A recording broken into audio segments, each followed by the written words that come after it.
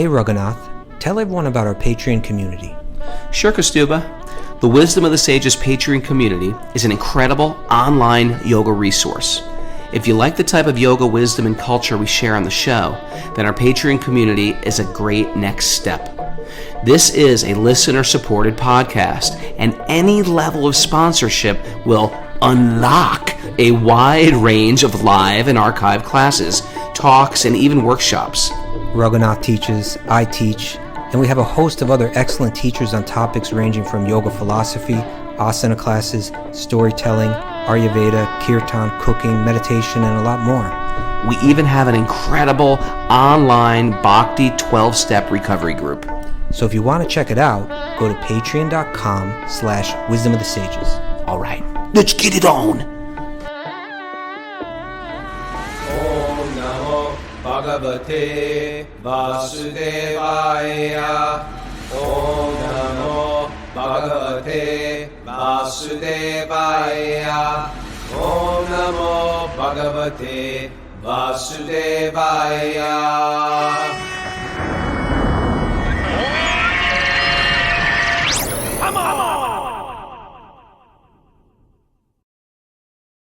Live from Super Soul Farm, this is Wisdom of the Sages, a daily yoga podcast with your host, Raghunath, and co-host and senior educator at the Bhakti Center in New York, Kastuba Das. Welcome to the show, everybody. Welcome to Friday's study, academic study of the Srimad Bhagavatam. It's our discussion, Srimad Bhagavatam, how to take it into your life. Srimad Bhagavatam is the book from the Vedic literature, the cream of the crop, they say.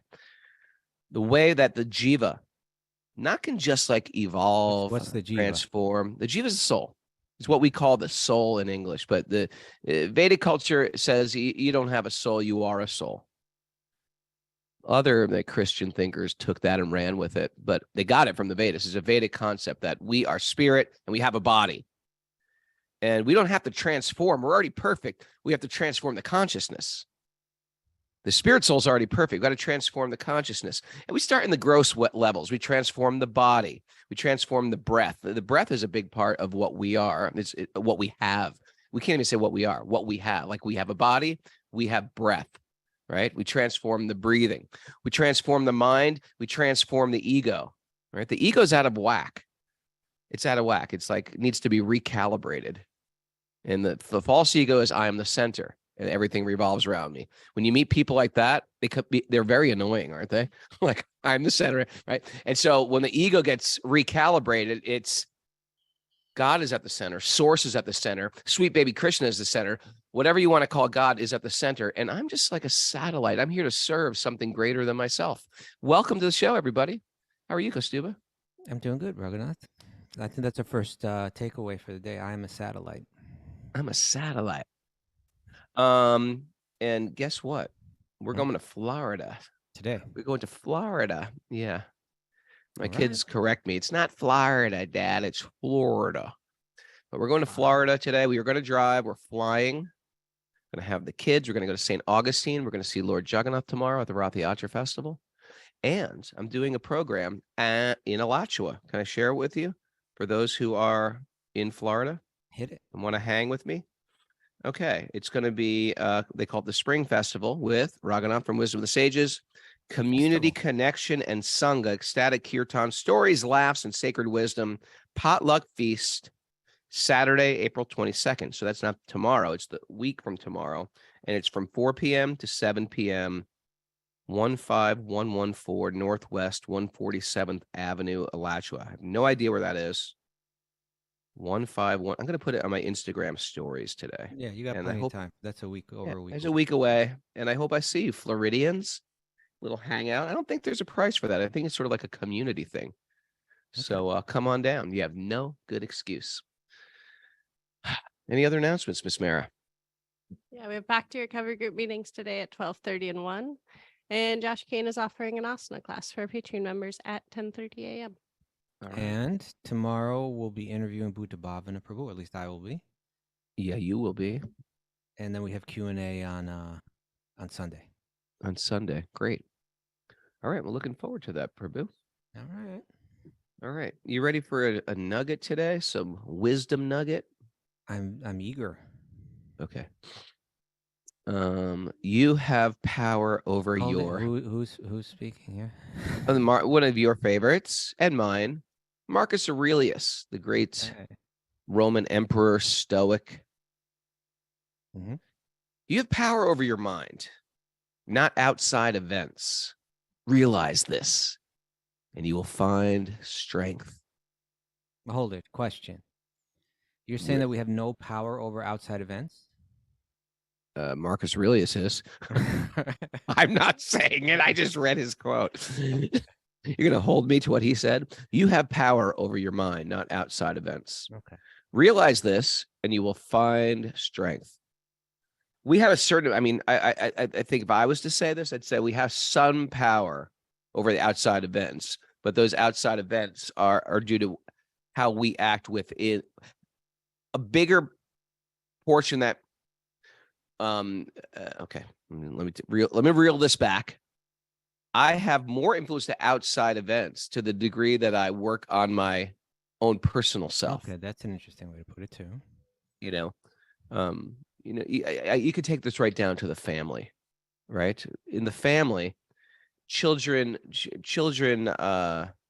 they learn by not what you teach them, but more by how you behave. Because children take notes of their parents' behavior. So you might teach them on one level, but the deeper teaching is how you live your life. And that is the big teaching. And that's sort of like what yoga culture is. It's really sort of like focus in on yourself and then start watching change happen around you. Why? Because we're sort of energy expanding out, isn't it? We're energy expanding outward. And we are like a stone dropped in a placid pond, and it has a ripple effect. The way I behave is going to affect everybody in my universe because people are taking notes, especially the people that love you. That's why whenever I do something that hurts myself, not just enhances myself, but even when I hurt myself, if I make a bad choice, and in America, especially, we have this thing like, well, it's my own little thing. I'll just do this little thing. It's nobody's business except mine. This is my own little past. I got news for you. If you do something that's detrimental to yourself, to your body, to your consciousness, it hurts everybody that loves you because we do not live in a bubble. We do not live in an island. We do not live in a snow globe. Everything that we do affects everybody around us. And when I see something like Kostuba, having Kostuba in my life, he's such a stellar being that, I look up, oh man, look at Kostuba. Look how clean his house is. I got to clean my house. Look how nice he takes care of his altar. I got to take care of it, right? So when you see somebody doing stellar things with their life, you want to climb higher, and if you see somebody really harming their body, hurting themselves, it hurts you. It hurts you. And it's sometimes it lowers the standard. I guess that's okay. I look up to him and he's doing it. You know what I mean by that? Sure. Yeah. And this is speaking especially about the mind here, right?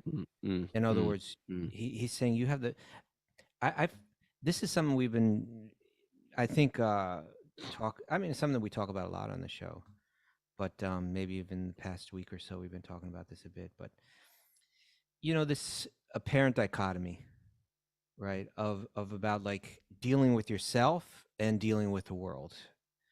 I got another nugget here for you, Raghunath. Okay, nug me a nugget. This is from F. Scott Fitzgerald. He was the one that wrote the national anthem. No. No? What? No, I'm serious. Who wrote the national anthem? Is that Francis Scott Key? Oh, yeah. It's something like that. It's something with an initial.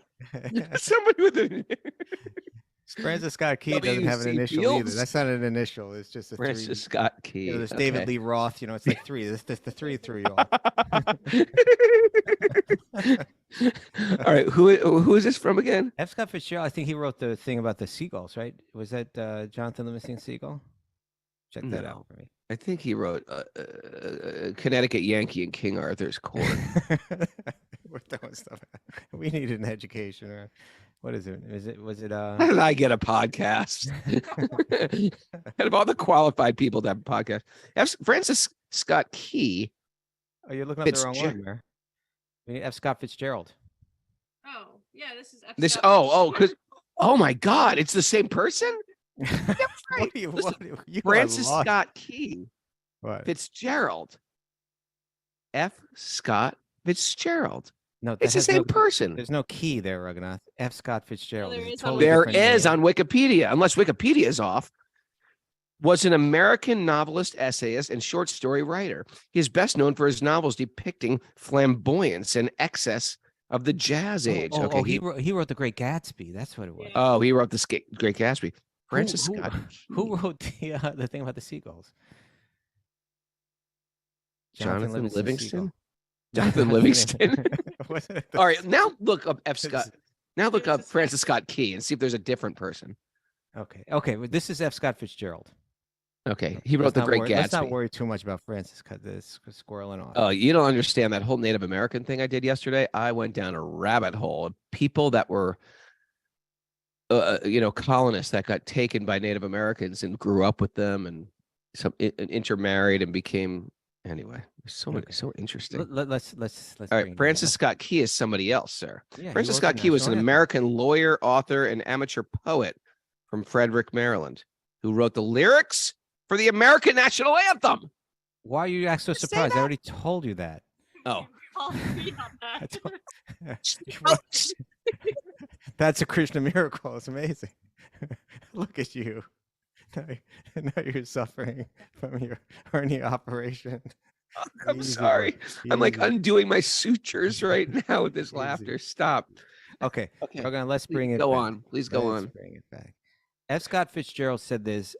Whoever he was, I think there's some insight here worth considering.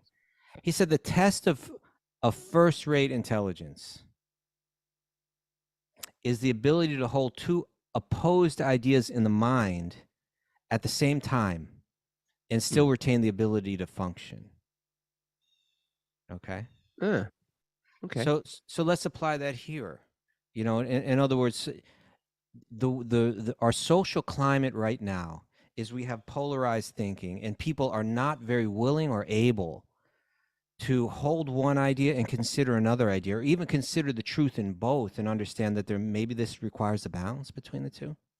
Yeah. So when you say something like what Marcus Aurelius says here, that you have power over the mind, not over outside events, people like get up in arms like, what about all the injustices in the world? You're saying that you should just sit there and go into your own mind and not do anything about all the horrible things that are going on in the world. How dare you? You're horrible. You're evil. You're the problem. You get all that kind of thing. Sure. Right? So I would say that kind of response may fail the test of F. Scott Fitzgerald here, like Right. first-rate intelligence. No, I get it. That, yes, Marcus Aurelius, literally what he says here is that you have power over your mind, not outside events. Now, if you look at this from the perspective of Vedanta, really we don't have power over it. We're granted power that and sometimes we're not. No matter how hard we endeavor, we may or may not be able to influence outside events. Like if you want to really break it down philosophically, that's the position of Vedanta. You may be granted the ability, you may be not. So ultimately you don't. In that Right. sense. Ultimately you don't. But that when you look at things like karma, I mean, first of all, when you start studying Vedic astrology or things like that, you start to realize like, I thought I had much more control than I actually do. Like, you ever get your Vedic astrology chart done and you look back at your last 10 years of your life and you're like, wow, this is extremely accurate. Wait a second. Kind of. How much control do I have in this life? We actually have very little control. We do have some control, but if you are like living in the world of tamas and rajas, mode of passion and mode of ignorance, you've relinquished that control so much to the material energy. Just like the person who's like addicted to heroin or addicted to alcohol or addicted to shopping or addicted to eating. And they say like, well, I just want to do it. That's why I'm doing it. No. No. Your senses are owning you and you can't stop yourself. I mean, I felt like that. I felt like that where like, I can't stop doing this. It's a horrible way to feel when your senses and your mind and your body are owning you. Yeah. And then when you, as opposed to a conscious Okay. choice where you say, today I'm fasting. I think you're getting right to what Marcus Aurelius is. This is his I'm point. thinking like Marcus Aurelius. Well, what you do have power over is your own mind. Now get that under control, right? Focus right there. And then, because look at Marcus Aurelius was the most powerful person on earth during his time. At least in the Greco-Roman vantage point of the world. I don't know if Greco had anything to do with it. The I Greek, think that had something to do with wrestling. But, he was the best wrestler at the time, at least. yeah. But no, but the Roman Empire was like 1/4 of the world's Sure, population sure. at that time. So he was ruling over 1/4 of the world's population. He was the most It's pretty influential impressive. figure It's pretty in the impressive. world. And he's saying, and he's stepping forward and saying, you don't have power to control outside events. Well, if anybody did on the Right. earth at that time, it was him. If anybody's a pretty big controller, it was the leader of the Roman Empire. And he was also a beloved ruler. Like he was, at least historically, he's seen as like the he was beloved by the people. He carried them through, he carried his people through many difficult times. And not everybody hated the rulers. You know what I mean? Now the thing, we in America, we're taught to hate despots or people with absolute authority. It wasn't always like that. Right? Apparently. So can we balance these two ideas that, like, as you were saying, what is yoga about? Essentially, yoga is about gaining control of the mind. That's where all the focus comes. You take any mantra, you take any meditative practice, you take any ritual that's connected to yoga, as well as like the broader social kind of practices, etiquettes and so on that are part of the yoga culture.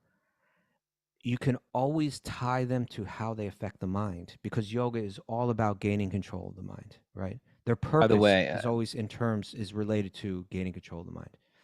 I've taken a commitment now for the first 4 rounds I chant in the morning. My phone is not on my body, and I'm just sitting down, which I hate doing. I hate sitting because I'm fidgety. Mm-hmm. So I figured it's good for me. And the phone is on a 30-minute timer. And there's no like pressure to how many rounds I have to chant within that. It's just chant very clearly, even if I have to go slow to hear it, and mix it in with some type of prayer, like I've been doing, like the Shikshastakam. I know no one is Krishna is my Lord. He shall remain so. That one. Okay. Whether he handles me roughly by his embrace or makes me brokenhearted by not being present before me. He is free to do anything and everything with me, for he is always my worshipable Lord, unconditionally. And then I'll go back to the mantra, Hare Krishna, Hare Krishna. And it's been great. It's been great. Okay. So you're saying that that's your personal discipline of... That's my personal discipline of controlling my mind. Okay. Thank you for that, Raghunath. Thought I'd share that. Got a little inspiration. Okay. So Marcus Aurelius is saying, hey, if you want real power, it begins with control of the mind, right? That's where it starts, actually. Otherwise, even the power, whatever apparent power that you're wielding within this world, as you were saying, Raghunath, we actually think we're controlling. We actually think we're making the decision. We actually think this is my conscious choice. When actually it's not. It's just the programming within our mind. It's our corrupted mind. It's our mind having been corrupted by outside influences, convincing us that this is the right path. If you don't have control in your mind is choosing the options. Like you can't say that the boulder is choosing to roll down the hill. It's just sort of like forced by gravity. It's forced by a law of nature to just roll down a hill. It appears like it's alive and it's making a choice. Look where the boulder wants to go. Look what the boulder is doing. No, the boulder's just rolling. We are in that same position. The laws of nature are pulling us around, chasing sense objects, making it appear like we're choosing it. But our addictive mind is, I know this, man. I'll go on a fast day and I'll still walk up to the refrigerator, open the refrigerator, look up and down the refrigerator, and someone who's a little sober like Mara will say, "What are you doing? You're fasting." I was like, I was like, I don't know. An energy has drawn me to this giant metal box, and I'm just looking around in it. She's like, "You can't eat anything. There's nothing to eat. You can't eat today." Right. So yeah, okay. I get that. I get this. So let us hold to let us cultivate the ability to hold Let two us. opposed ideas in the mind at the same time, Hmm. right? That on one hand, I need to focus on my own. There's self work that I need to do, Hmm. right? This is actually the first, and it's the one thing that I really have control over. And if I do that, and in doing that, I'm not ignoring the world. In doing that, I'm not turning my back on the problems of the world. As a matter of fact, when I really can hold both of these ideas in my mind at the same time, what I'll begin to recognize is that my actions within this world, the social responsibilities that I hold within this world, the duties that I have in terms of my relations in this world, that they actually become a path of mine gaining control of my mind. I'm doing both at the same time, right? By being a good father, by being a good mother, by being a responsible, ethical person in the world of business or whatever, I can learn to control my mind by embracing those duties. I can learn to ignore the dictations of my mind. In other words, by being a good parent, it means I have to ignore what my mind is telling me to do. What my senses want me to do sometimes, right? Just leave these kids here at the mall. I'm out of here. Oh, I can't do that. I can't do that. Raghunath reveals his darkest thoughts. It just came out. What if I just drove away? Here's a big bowl of cereal and oat milk, guys. I'm on my own now today. Good luck. You're on your own. You're on your own. Okay. It's interesting. In the same way that the mind can go on autopilot, what we're doing with sadhana bhakti means our regular spiritual practice. Yaso met this, put this on the message board. I love it when we put down the bead bag and still keep chanting. So in one sense, we are training. You got a story? You got a story? Well, I can share something about that. Please share. Please share. Well, I was going to say, this is sort of where we're going with this. Like the japa, there's a reason why we chant japa. There's a reason why we sing kirtan. Melodies stay hooked in the mind. Both the ragas and the talas, the beats and the melodies. Throwing out his music. You like that? Yeah, my Sanskrit insight. Come on, give me a terminology. It stays both within the ragas and the talas. Not just the talas, the ragas too.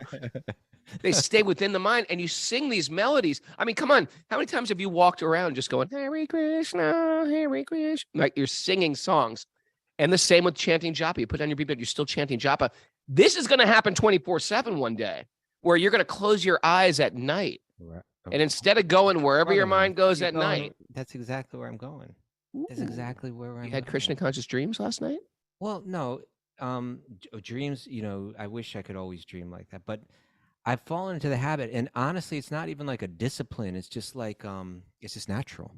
That, like when I when I go to sleep, when I lie down in the bed, I put my head to the, I offer my obeisances to the Lord, to Guru, like that. Then I lie down. Those Stuba's nighttime rituals. Well, I'm saying in one sense, it's not even that was the ritual. First I floss. Want me to go back a few steps? I'm gonna go back a few steps. But when I lie down there, I begin to chant in my mind happily. And when I chant, what I really do is I chant in my mind for the pleasure of the Lord in my heart, right? I know this one. You're like, this one's for you. This one's for you, Lord. No, but really, it's. I shared this story once some time ago on the show where I was kind of real new, as a disciple of my guru. I was just a real young devotee, yeah. And I was staying in. I don't know. He was staying in. Do you know where this happened, Raghunath? Where? I think this was in Potomac, at the Temple in Potomac. It might have been that time where you and I were together, or it might have been a different time. I'm not sure. We'd slept next to each other on the floor. Careful, Raghunath. Careful. We just go to bed. We hold pinkies. We say, good night, Kastuba. Good night, Raghunath. So can we hold pinkies all night? All right. Stop. He's like, sure. So he said I was in a room, and in that room with him, there was a little altar, right, with a little deity of Krishna. And then someone else came into the room, and he was going to meet with that person. in another room. So he said, Kasubi, you just stay here and you chant for the pleasure of Krishna, right? In other words, that your chanting is a way or even the way, to please. You chant with devotion. It pleases, it's a service. It brings, think of our chanting as bringing pleasure to. Here's my offering. I'm chanting your name. Out of love, I'm chanting your name. So when I lie down, I chant within my mind to God in my heart. And as I'm doing that, I'm saying to myself, this is the best possible thing I can be doing for my japa, right? Like that obligatory chanting that I do, that obligatory meditation that I do, where my mind is so prone to just wander anywhere during that time. Let me, outside of that realm of obligation, chant just for the Lord's pleasure, just for my own, just out of my own will, right? Beyond that. And I agree that like that is really nothing is going to nourish my obligatory, that meditation that I vowed to do every day. Nothing's going to nourish that better than this. I feel really good when I'm doing it, Anyway, it's a thought. That's beautiful. That's beautiful. All right, you ready? Yes, sir. Okay. Narayanam namaskritya naram chaiva narottamam devim saraswatim vyasam tato jayam udirayat. Before reciting the Srimad Bhagavatam, which is our very means of conquest, one should offer respectful obeisances to the Supreme Lord Narayan. Unto Narayan Rishi, the supermost human being, unto Mother Saraswati, the goddess of learning, to Srila Vyasadeva, the author. Nasta prayeshva bhadreshu nityam bhagavat sevaya bhagavati uttama shloke bhaktir bhavati naistiki. By regular attendance in classes on the Bhagavatam, and by rendering service to the pure devotee, all that is troublesome to the heart will become eradicated. And loving service to the Supreme Lord, who is praised with transcendental songs, will be established as an irrevocable fact.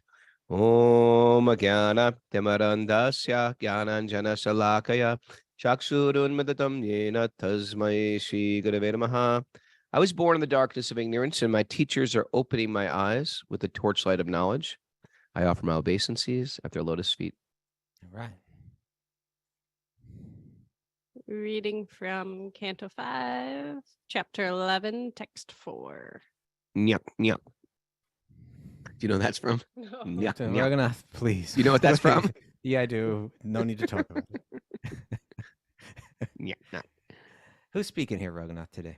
Where are we? I can't remember. Text As 4. long as the mind is. Oh, this is the, we're having that dialogue. Judd Bart is really like instructing Maharaj Rahugana now. He's just laying it down. Yeah, I think this is Judd Bart. This entire chapter is just Judd Bart laying it on, dropping the knowledge from that Jnanic point of view.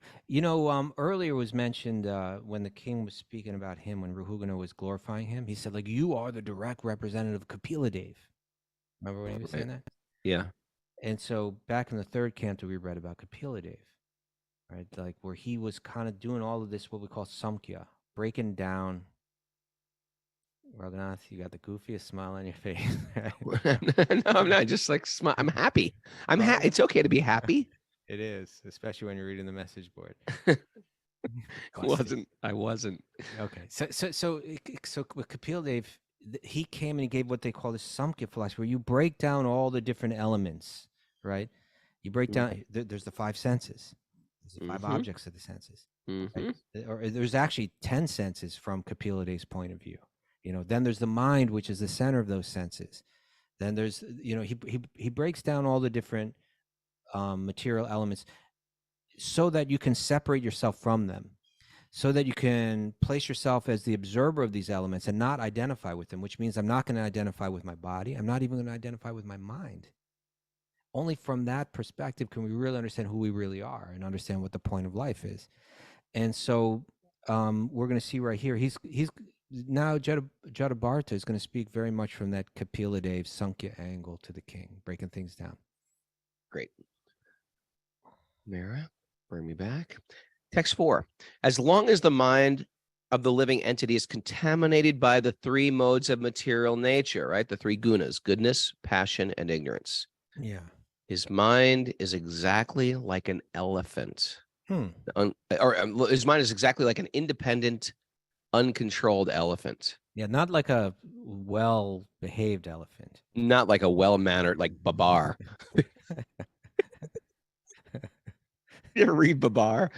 I haven't, but heard of it. It simply expands its jurisdiction of pious and impious activities by using the senses.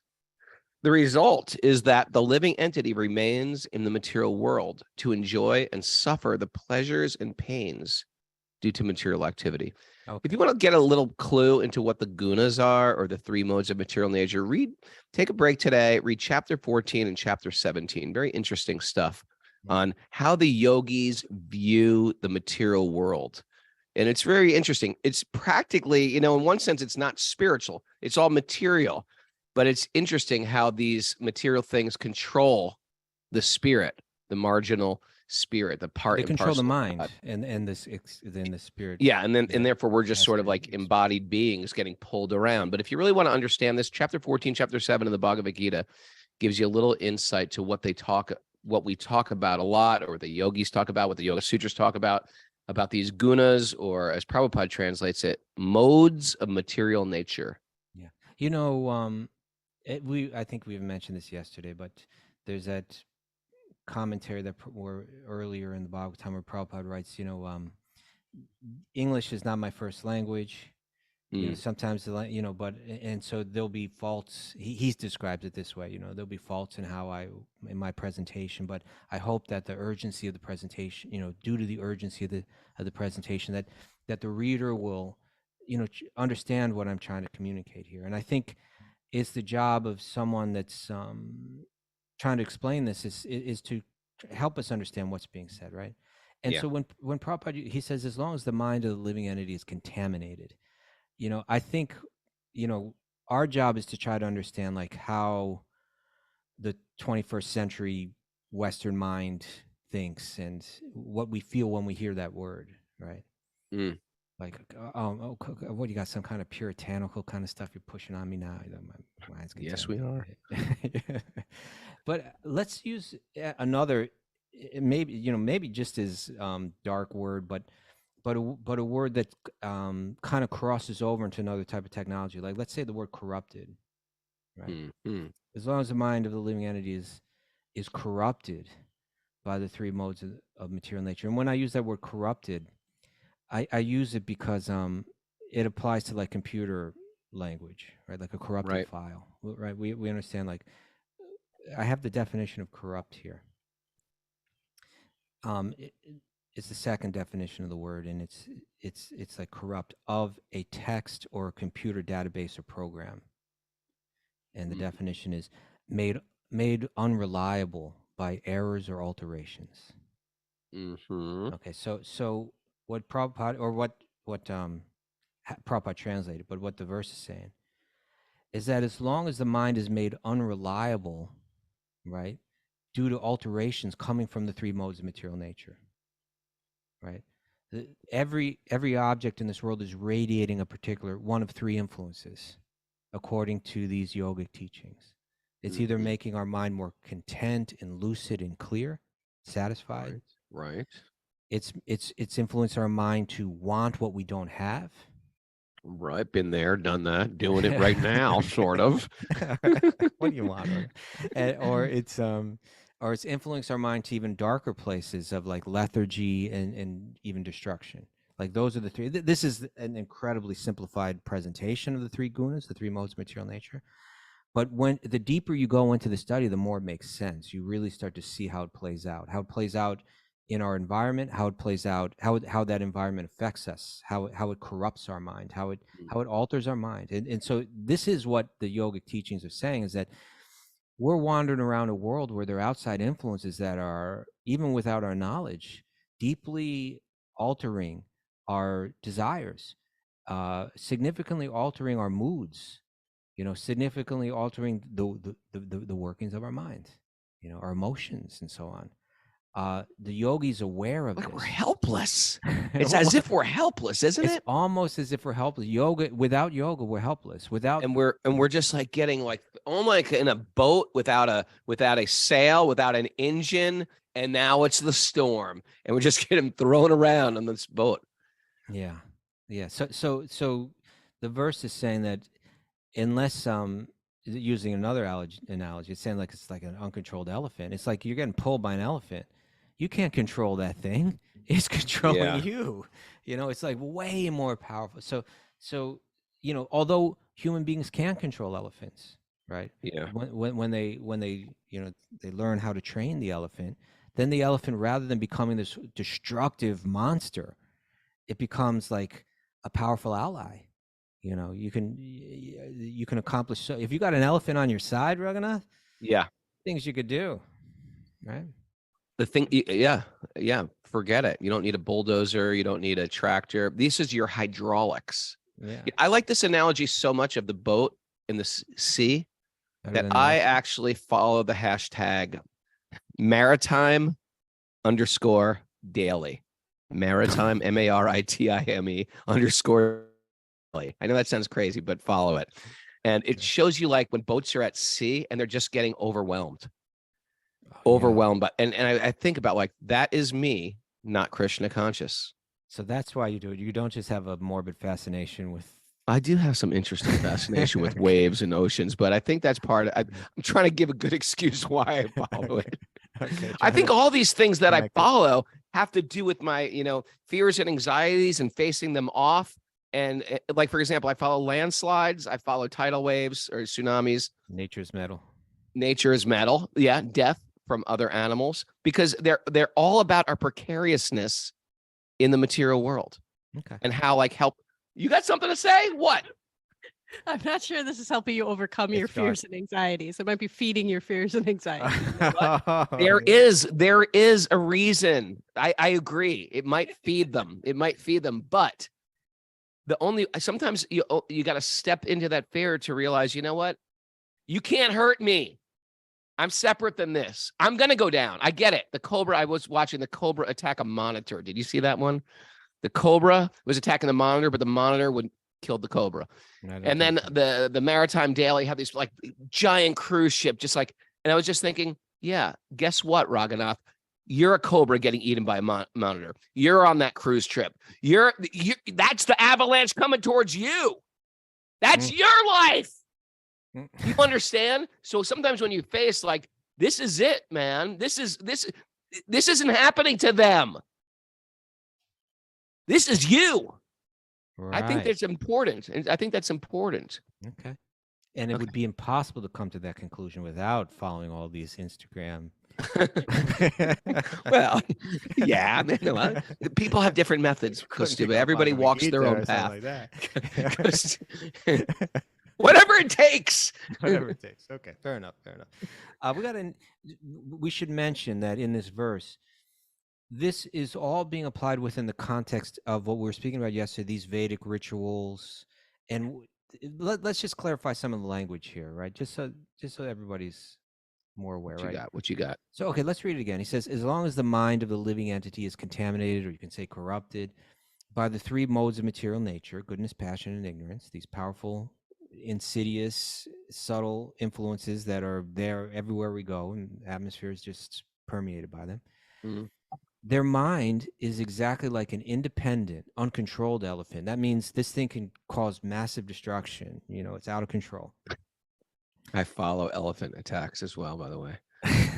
Because elephants actually are notorious, if you live in a country where there are elephants, for just like they can just destroy a village. That's sure they can. Throw cars over cliffs. It's true. It's all this stuff happens on a regular basis. We don't see it. We don't hear about it. It doesn't make the news. Okay. But anyway, go on.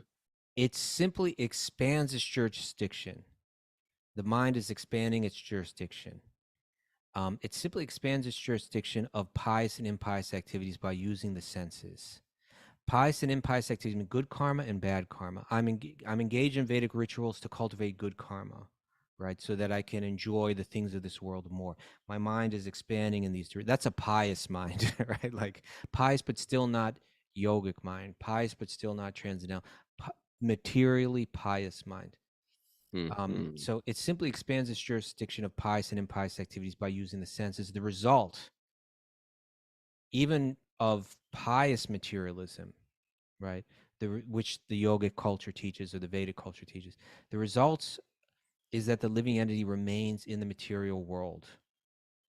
to enjoy and suffer, right? To reap the good karma and the bad karma, to enjoy and suffer pleasures and pains due to material activity. So he's saying, he's looking over at the king, and he's just getting real straight with him. I can see your mind is being influenced, by the three gunas. There's no question of it to me. And what I this thought you were talking to me personally. no, the king. He was talking to the king. See you, Raghunath, your mind. No, Raghunath. Hmm. So anyway, so he's telling the king, your mind's become influenced by the three gunas. It is influenced by it, and my dear friend, the result will be that you'll enjoy, but you'll also suffer. You'll be stuck on the cycle. So now he's going to continue in text 5. Amazing, like the great analogy, because as wild and as strong as those elephants are, when harnessed, they can do so much. It's the best friend or the worst enemy, the mind, right? Yeah, In the 6th chapter, Bhagavad the Gita. mind is the same way. It's how powerful it is. A mind can really, an uncontrolled mind can wreak havoc on your life and everyone that loves you's life. Right? Use guys, yeah. You know who Hannibal was? Barbarian or something. I think he was. Animal Lecter. So he was a Carthaginian general, statesman. He was in their battle against the Rome. He fought the Romans, and he came up, I think, from Africa with elephants. Oh. Imagine if you just fought wars and you have horses, maybe a llama or whatever you're using over there. Imagine trained elephants coming up from where the hell? How ferocious that, right? When you harness that elephant. Same thing when I harness my mind. The amazing things we can do. That's why this scary, addictive culture. Yeah. Let's go on. Text 5. Hannibal. The materialistic mind. Text 5. Because the mind is so absorbed in desires for pious and impious activities. Yep. It is naturally subjected to the transformations of lust and anger. Oh, I want and I don't get. That's anger. I want it, but I don't get it. Now I'm frustrated. Oh, this is good stuff here. Okay, continue. In this way, it becomes attracted to material sense enjoyment. In other words, the mind is conducted by the gunas, right? The modes of goodness and passion and ignorance. There are 11 senses and 5 material elements. And out of these 16 items, the mind is the chief. Here's a really simple analogy. Okay. Here you are. Me and Kastuba went out to dinner. And we had a nice, healthy meal. Okay. Kastuba, mode of goodness. That was a great meal. I'm good. That was so good. You want dessert? I think I'm good. That's called the mode of goodness. He's eating a meal. He's satisfied, and he's good. He's good there. I'm going to be the good guy in this story. You're always the good guy. You're always the good guy. Okay, here's another thing. Okay, good, satisfying meal. Raghunath. The dessert menu's coming. Would you like dessert? Yeah. Oh, they have this cake and this pie. You like cake and pie, and then they have these sweet balls, and they're natural, man. They're healthy. Can we get all 3 of them? And then I try to like get Kastuba to order some, even though he's not hungry. Hey, why don't you get some of these and we'll share it? Well, I'm not that hungry. Well, let's just get it. We'll share it. Right? That's the mode of passion. You're desiring it. You want it. You think you'll enjoy it, and then of course you indulge in it. And so the second one, that was Rajasic, the Rajasic mind. You want it, it appears great, and gives you a little pain in the end. And of course, Tamasic, I think it's maybe safe to say, I have been, but maybe all of us have been to a place where we stop eating when we start to sort of like develop self-hate, like I've had enough because I can't eat anymore, and I hate myself for eating as much as I ate tonight. Right. What have I done? When that mantra starts going through the mind, the what have I done? That means I've just gone to influenced by the motivations of like depravity, and by the mode of ignorance. So those are the three gunas affect us at a meal, at a restaurant. Did you ever see the band Mode of Ignorance? Continuing on with the verse. Yes, I have actually. Okay. With Harley playing drums. Yeah. 80s, A7, circa 1982. Mara just hiccuped. When she hiccups in peculiar, like this was like strange sound hiccups. Okay, Raghunath, it mentioned that there are 11 senses. The 11 senses, the 5 material elements, and out of these 16 items, the mind is the chief. I don't know. They break it down some other way. I can't remember. It's not so truthfully. hard. I know you got this one down. Every time you explain it, I turn off my retention. Let's get it forever right now. Mary, you got it? No, I've already turned it off. No, let's turn it back on. Let's get it, and you'll have it forever. There's certain things. This is the mode of ignorance right here. Like, oh, I'm too lazy to take it in. All right, okay. I'm gonna memorize it right now. I'm gonna show how I'm gonna transcend the modes right now. Teach me the 11 senses, oh master. Okay. So the yogis, they're dividing they have two groups of senses, right? Knowledge acquiring, right? Yes, Jnana indriyas, knowledge acquiring senses. And then the karma indriyas, the karma indriyas, the senses of action. Senses of action. So the knowledge acquiring senses are the senses that we always talk about, the same 5 senses. Knowledge acquiring, the karma indriyas. Okay. No, knowledge acquiring, the jnana. Oh, the jnana indriyas. Okay. Jnana means knowledge. Like and tasting, touching, sight, sounds, yeah, like that. Sight, sound, smelling, sniffing. Yeah. Okay. And so. Yeah, and so then the senses of action are like, sometimes they'll say the legs, but really like it's the ability to move oneself, right? Okay. Locomotion. Right? And then sometimes they'll say the hands, but like the gripping and the manipulation, through in that sense, yeah. And then the voice. Locomotion.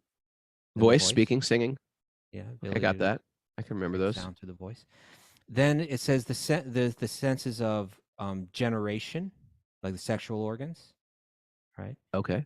And senses of evacuation, like the you got to be able to evacuate. Okay, we all have to evacuate. So those are the 5 senses of action. Wait, those are 4.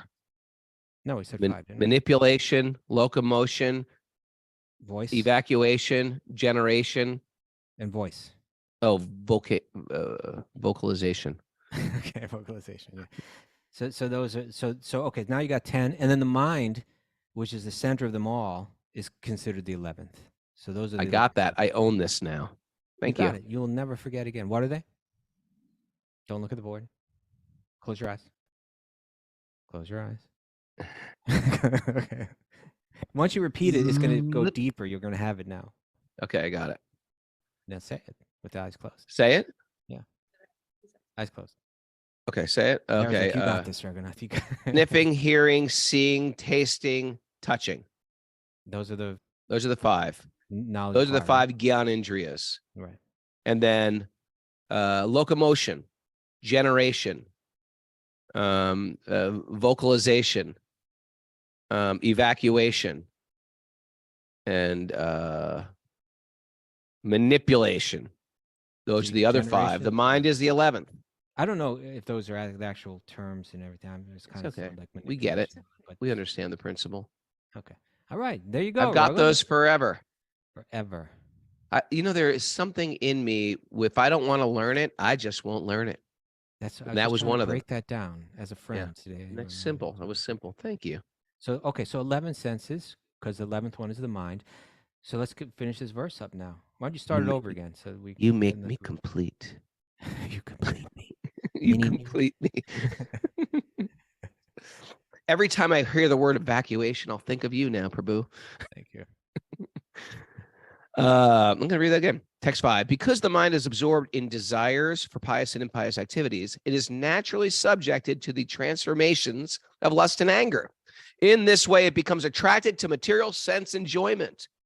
In other words, the mind is conducted by the modes of goodness, passion, and ignorance, right? The 3 gunas.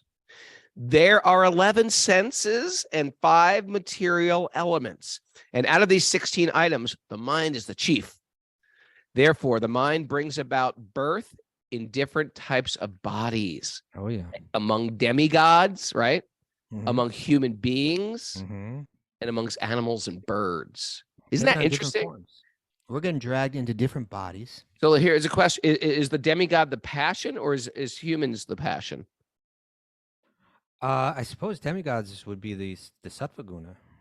The And, sattva guna. yeah. Okay. All right. When the mind is situated in a higher or lower position, it accepts a higher or lower material birth. Yes. Oh, that's bad So- news. I have to do something. It's good I have news. to really raise my consciousness. I really don't want to become some type of bird.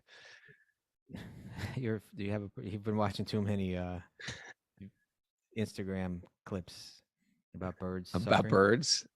Yeah. Oh my God.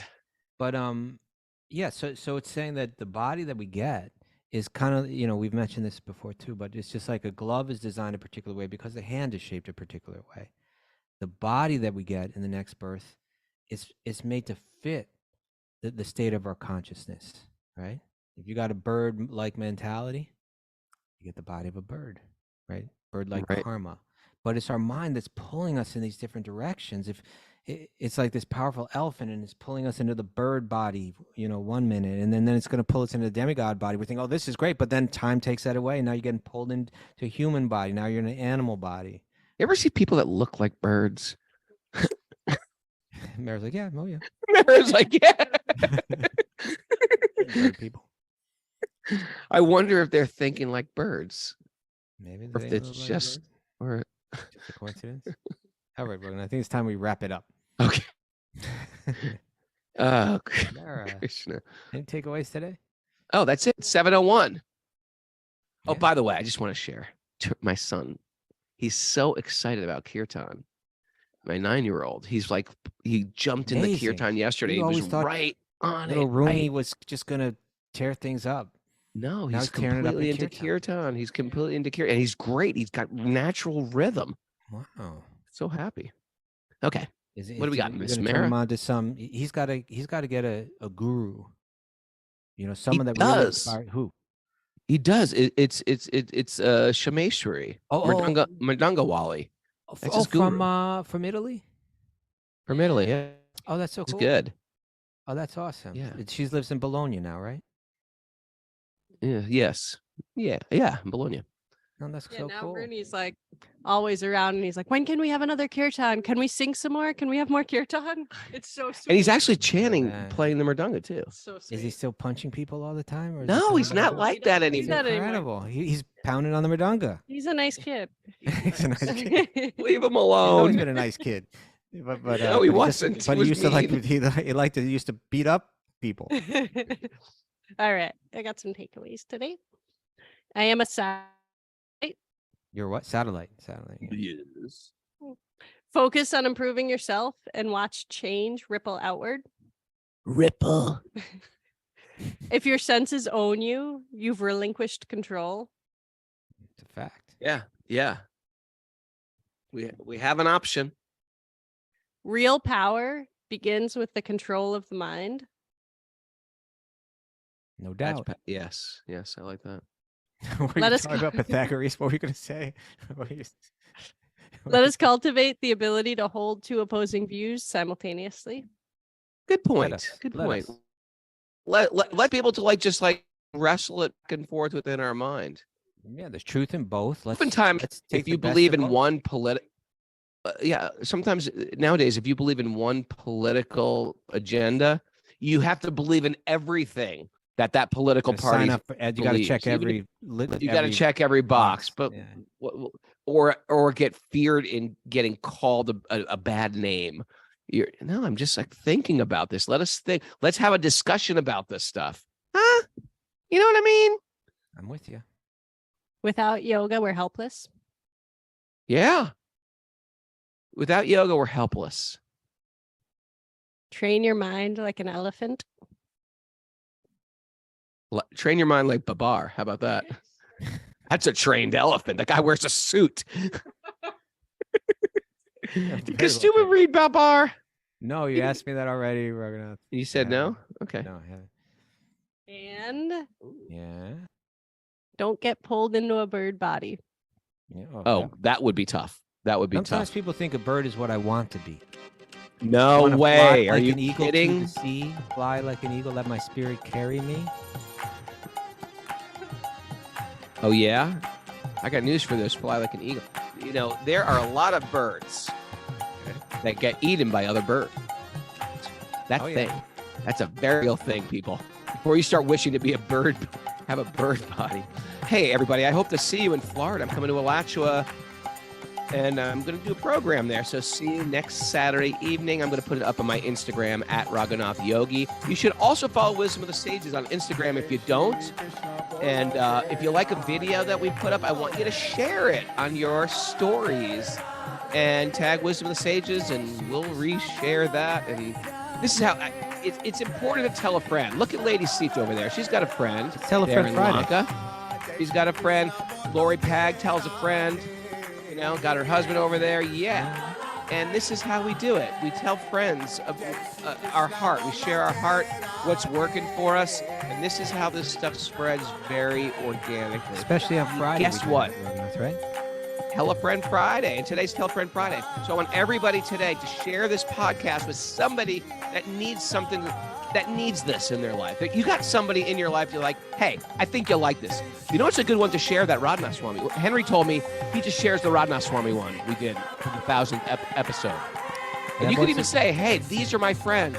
They do a podcast. I think you'd like it. Tell me what you think. That's a great one. Tell me what you think about it, because they think, oh, they want to hear my opinion. That's a really good way to go about it, right? You don't say, hey, listen to this, you need to hear this. You say, Listen to this. listen to You're this, a tell mess. me what you think about it. You are a hot mess express. You better listen to this podcast. No, it's a podcast I like. I would like to hear what you think about it because you are so wise.